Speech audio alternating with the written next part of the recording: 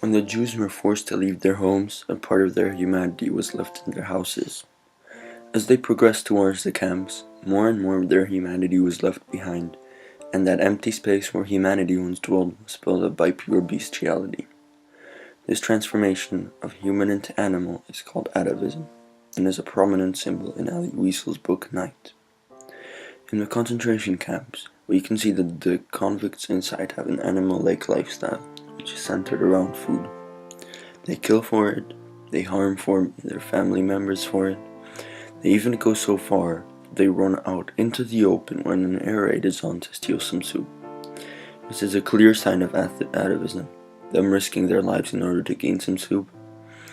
In order to become like this, they were heavily assisted by the Nazis' brutal rule. I actually visited one of the many places where the degradation of concentration camp inmates by the Nazis took place. This horrible place was called Terezin. The bunks of the Terezin inmates were triple layered, with about 30 centimeters of space in between each layer, made out of hard wood, no mattresses at all. This made them have less comfort, so they were put down by the Nazis like a silent message of "you are not human, you are something worse than a human."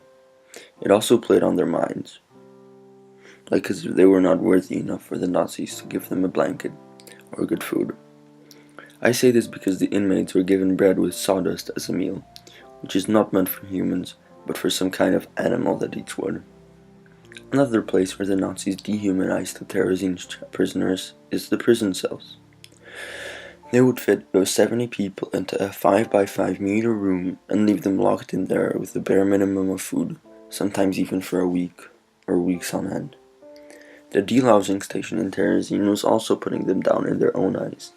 The Nazis didn't see them as human, but animal, so they had to delouse themselves in ice-cold water with extremely acidic compounds to get rid of the lice.